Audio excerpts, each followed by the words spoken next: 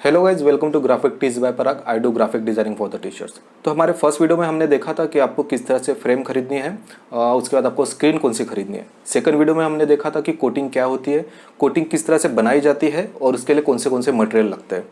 और last time हमने एक सैम्पल कोटिंग बना के भी रखी थी, कुछ इस तरह से थी वो। और इस वीडियो का हमारा ऑब्जेक्टिव बेसिकली है कि आपने कोटिंग कर ली है स्क्रीन के ऊपर। अब उस स्क्रीन के ऊपर आपके हाथ में जो डिज़ाइन आपकी होती है या फिर कोई भी प्रिंट आपके पास होगी, वो आपको किस तरह से एक्सपोज करना है। तो इस सेटअप के लिए जो आप मेरे पास देख रहे हो, आपको इस सेटअप के लिए आपको कुछ रिक्वायरमेंट रहेगी। जैसे आपको एक ग्लास लगेगा, एक हैलोजन लैंप लगेगा जो 500 वैट का होता है, सेलो टेप लगेगी, बस दैट्स इट।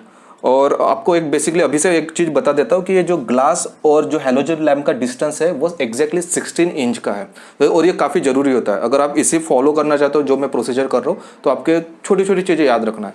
और दूसरी बात, अगर आप नोटिस कर रहे होंगे तो मेरे हाथ में दो पेपर है। एक ट्रांसपेरेंसी पेपर जिसे बोला जाता है, ट्रेसिंग पेपर बोला जाता है, और दूसरा पेपर रेगुलर पेपर है जो कोई भी जेरोक्स की दुकान में आपको मिल जाता है। तो इस पर्टिकुलर वीडियो के लिए मैं ये जो अपना रेगुलर पेपर होता है जो सस्ता मिलता है काफ़ी, आप यूज़ कर सकते हो। पर इस पेपर को अगर आपको यूज़ करना है तो सेम मैं वही चीज़ रिपीट करूँगा। आपको एग्जैक्टली जो सेटअप मैंने बनाया है यही सेटअप आपको लगेगा।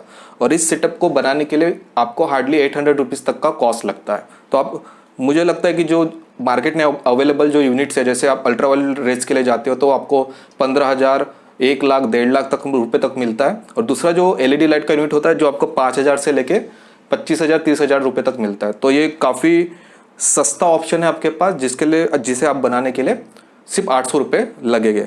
और इस सेटअप की मैं चाहता हूँ कि आपको यकीन हो 100%। तो इस वीडियो के एंड में मैं ये डिज़ाइन एक्सपोज करने के बाद, वॉश करने के बाद आपको इस डिज़ाइन की एग्जैक्टली प्रिंट में टी शर्ट पे करके भी दिखाऊंगा, सो दैट आपको कोई गलत फहमी ना रहे कि वीडियो बनाने के लिए ये वीडियो बना रहा है।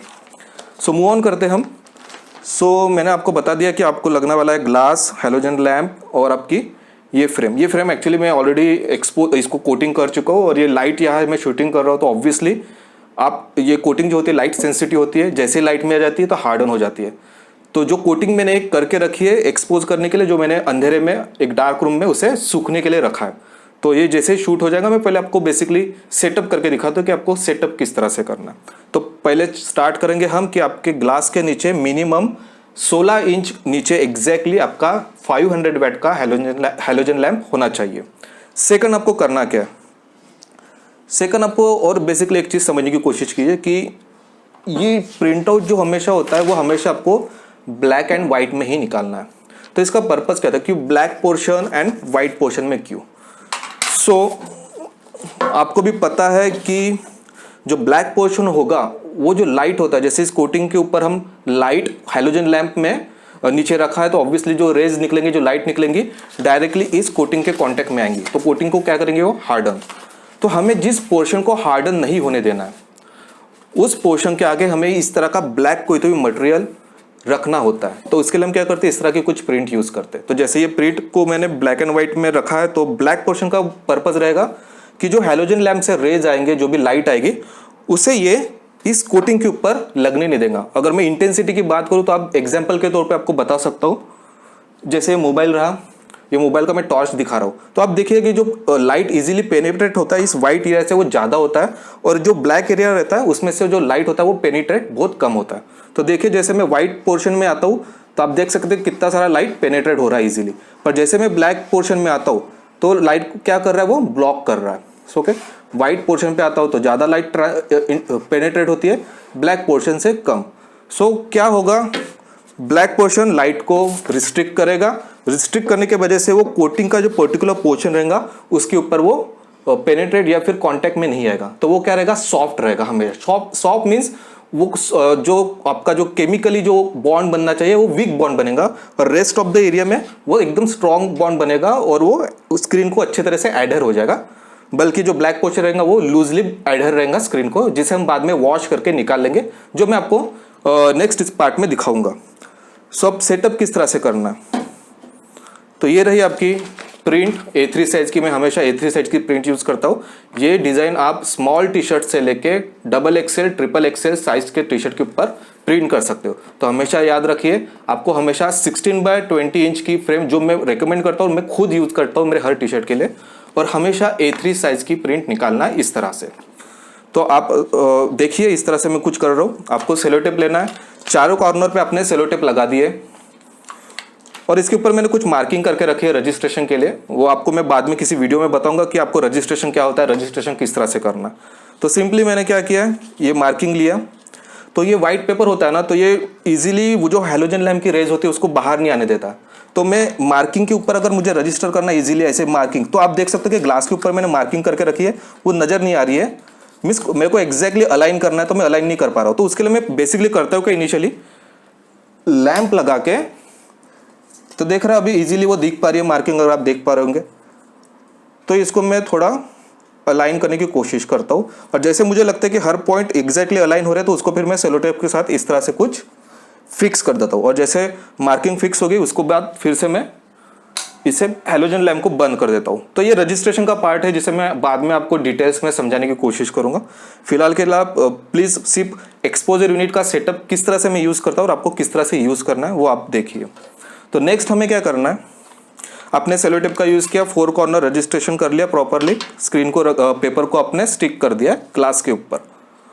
उसके बाद ये रही आपकी फ्रेम। इस फ्रेम को आपने एग्जैक्टली इसके ऊपर रख देना।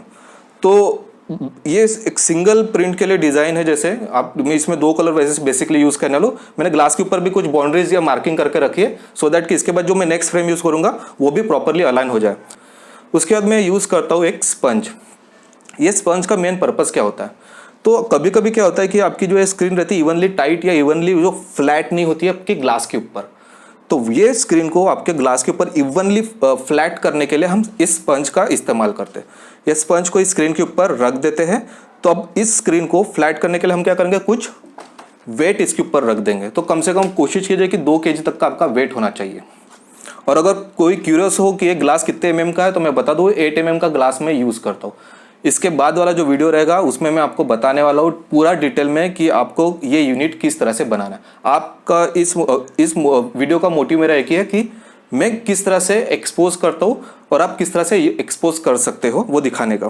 सो हो गया, हमने स्पंज रख दिया, उसके ऊपर मैंने एक लैपटॉप रखा जिसका वजन हार्डली 3 kg तक का वेट होगा। तो वो इवनली अभी स्क्रीन ग्लास के ऊपर बराबर फ्लैट हो चुकी है। उसके बाद क्या करना है, आपको सिंपली आपका हैलोजन लैम्प या जिसे कोई फोकस लाइट कहता होगा तो फोकस लाइट आपको स्टार्ट करना है। और इसको मैं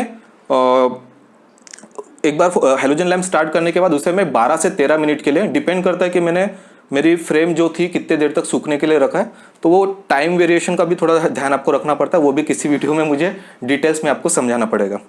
तो आपको रख दिया, इसके बाद मैं इसे 12 मिनट के लिए एक्सपोज होने के लिए रख दूंगा। अब मैं मिलता हूं आपको 12 मिनट के बाद ये स्क्रीन को आपको किस तरह से वॉश करनी है।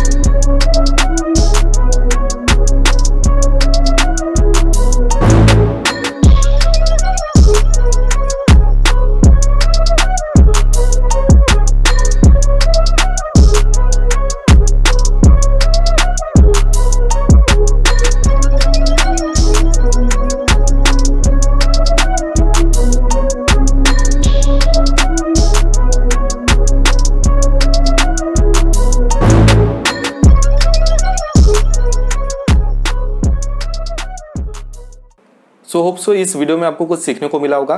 तो प्लीज़ इस चैनल को सब्सक्राइब करना ना भूलिए और वीडियो को लाइक करना ना भूलिए। तो मैं एक बार जो प्रिंट मैंने टी शर्ट की है उसको पास से एक बार आपको दिखाना चाहता हूँ और एक स्क्रीन में आपको एक क्लोजअप लुक दे दूंगा इसका कि इसके शार्प एजेस कितने शार्प्स है और क्वालिटी कितनी हाई है इसकी। सो अगेन मैं कहना चाहता हूँ कि इसके लिए हमने एक सिंपल जो सबसे सस्ता पेपर मिलता है A3 साइज का वो हमने यूज़ किया और ये आप भी घर में कर सकते हो। Thank you so much for watching.